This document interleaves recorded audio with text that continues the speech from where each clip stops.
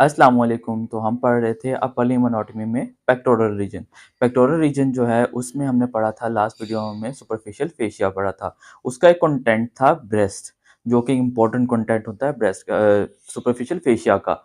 तो ब्रेस्ट को हम मेमरी ग्लैंड भी कहते हैं। इसके अलावा ग्लैंड है, ये ग्लैंडुलर ऑर्गन होता है क्योंकि इसने सिक्रीशंस करनी होती है जिसको हम मिल्क कहते हैं।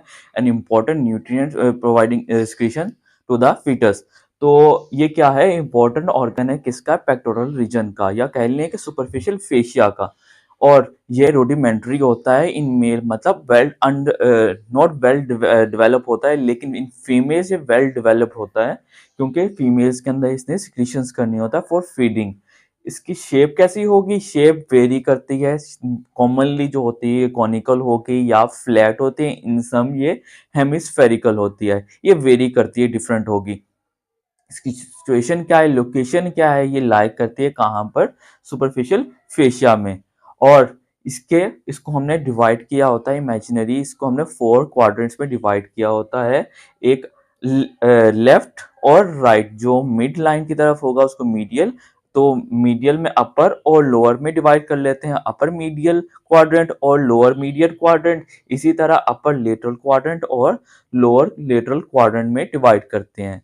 और जो इसका अपर लेटरल क्वाड्रेंट होता है वहां पर एक फोरामेन पाया जाता है, फोरामेन लेंगर। यहाँ से एक एक्सटेंशन निकलती है, उस एक्सटेंशन को हम कहते हैं एक्सिलरी टेल ऑफ स्फिंक्स। तो ये यहाँ से जो अपर लेटरल क्वाड्रेंट है वहां से एक्सटेंशन निकल रही है। नेक्स्ट हम देखते हैं एक्सटेंट ऑफ बेस, मतलब जो ब्रेस्ट है वो वर्टिकली और हॉरिजॉन्टली कितनी एक्सटेंड की हुई है। तो वर्टिकली अगर देखी जाए, वर्टिकली अप टू डाउन जो है वो सेकंड रिब से लेकर सेकंड रिब से 6 रिब तक एक्सटेंड होती है। और हॉरिजॉन्टली अगर देखी जाए तो हॉरिजॉन्टली जो ये मिड एक्सिलरी लाइन होती है वो, और जो स्टर्नम का जो लेटरल बॉर्डर है, जो ये ग्रीन लाइन है मैंने शो करने के लिए कि स्टर्नम का लेटरल बॉर्डर है, वहां तक ये एक्सटेंड किया होता है। मतलब from mid axillary line up to the lateral border of sternum ये एक्सटेंड की होती है हॉरिजॉन्टली, और up to down vertically second rib से 6 रिब तक ये एक्सटेंड की होती है।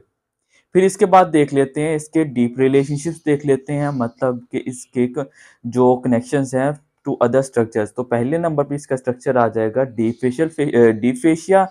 तो ये लाइक करती है इन सुपरफिशियल फेशिया, इन मतलब सुपरफिशियल फेशिया के अंदर लाइक करती है, उसका पार्ट है। लेकिन ये डीप फेशिया के ऊपर होती है, ऑन डीप फेशिया लाइक करती है। डीप फेशिया को हम पेक्टोरल फेशिया भी कहते हैं। उसके बाद इसके मसल्स आ जाते हैं। तो मसल इसमें बेसिकली इसमें 3 मसल्स पढ़ेंगे हम। एक जो इसको लेटरल साइड से सपोर्ट करने वाला मसल होगा, जो इसके लेटरल साइड पे पाया जाएगा, एक इंफीरियर साइड पे पाया जाएगा, और एक बैक साइड पर पोस्टीरियर साइड पे पाया जाएगा।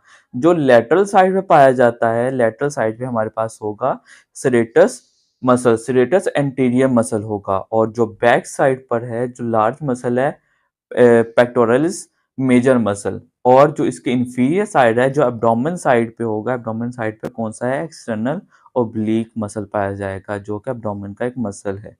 तो ये 3 मसल्स यहाँ पे पाए जाएंगे।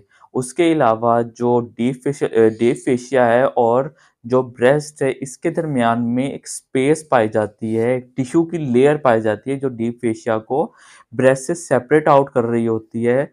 उसको हम कहते हैं रेट्रो मेमोरी स्पेस कहते हैं। ये बेसिकली टिश्यूज की एक लेयर होती है। ये क्या करती है, ये ब्रेस्ट को सपोर्ट और मोटिलिटी मूवमेंट प्रोवाइड करती है। तो ये क्या चीज़ है, लूज एरियोलर टिश्यू की एक लेयर होती है जो सेपरेट करती है breast from the deep fascia. Next हम पढ़ेंगे structure of breast. Structure of breast के अंदर हमें 3 कंपोनेंट्स देखने होते हैं। एक हमने स्किन देखना होता है, उसके बाद स्किन के अलावा जो यहाँ पे पेरेन्काइमा है उसको पढ़ेंगे, और स्ट्रोमा को पढ़ेंगे।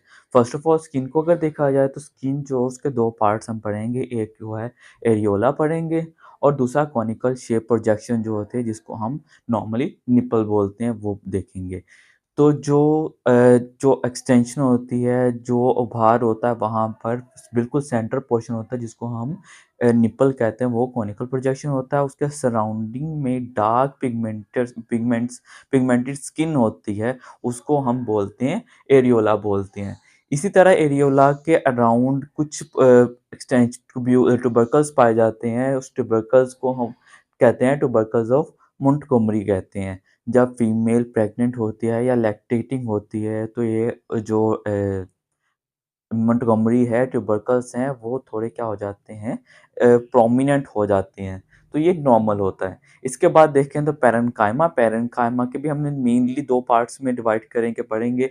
एक लोब होगा, इसमें कुछ लोब्स पाए जाते हैं, नॉर्मली 15 टू 20 लोब्स पाए जाते हैं और इसमें कुछ डक्ट्स पाए जाएँगे और साइनसेस पाए जाएँगे। जो डक्ट्स और साइनसेस होती हैं, उनको लेक्टिफेरस डक्ट्स और लेक्टिफेरस साइनसेस कहते हैं। यहाँ पर ही मेनली मिल्क प्रोडक्शन होती है, वहाँ से ही मिल्क सिक्रीशन होती है। और उसके बाद स्ट्रोमा है। स्ट्रोमा क्या चीज़ है? बेसिकली जो स्ट्रोमा होता है, ये लिगामेंट है, सस्पेंसरी लिगामेंट ऑफ कूपर है। इसने क्या करना होता है? ब्रेस्ट को with the deep fascia anchor करना होता है, इसने सपोर्ट करना होता है।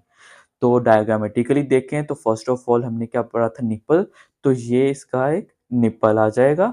निप्पल जो है उसके अलावा इसके सराउंडिंग में एरिया डार्क एरिया होगा, एरियोला होगा और उसके बाद अगर इसके पैरेन्काइमा की बात की जाए तो ये कुछ लोब्स बनाएँगे, 3 लोब्स बनाएँगे नॉर्मली 15 टू 20 लोब्स होते हैं। इन लोब्स के अंदर यहाँ पर ये एरिया आएगा लेक्टिफेरस साइनसिस का। साइनसिस बेसिकली यहाँ पर जो स्वेलिंग है, एम्प्टी स्पेसेस हैं और उसके बाद जहाँ पर इसने ओपन होना होता है, मिल्क को सिक्रीट करना होता है जहाँ जिसके थ्रू वो होता है लेक्टिफेरस डक्ट्स होती हैं जो ओपन होती हैं इनटू निपल्स। और उसके बाद यहाँ पर जो सस्पेंसरी लिगामेंट ऑफ कूपर है, ये सस्पेंसरी लिगामेंट ऑफ कूपर क्या करता है ब्रेस्ट को विद द डीप फेशिया ये क्या करता है एंकर कर रहा होता है। ये डीप फेशिया है, इसको और ब्रेस्ट को सेपरेट आउट करने वाले यहाँ पर हमारे पास टिश्यूज़ होते हैं जिसको हम रेट्रो मेमोरी टिश्यूज़ कहते हैं, रेट्रो मेमोरी स्पेस कहते हैं। और जो आपका आ जाएगा यहाँ पर डीप फेशिया उसकी पोस्टीरियर साइड पर हमारे पाया जाता है, मेनली पोस्टीरियर साइड पर पाया जाएगा पेक्टोरलिस मेजर मसल।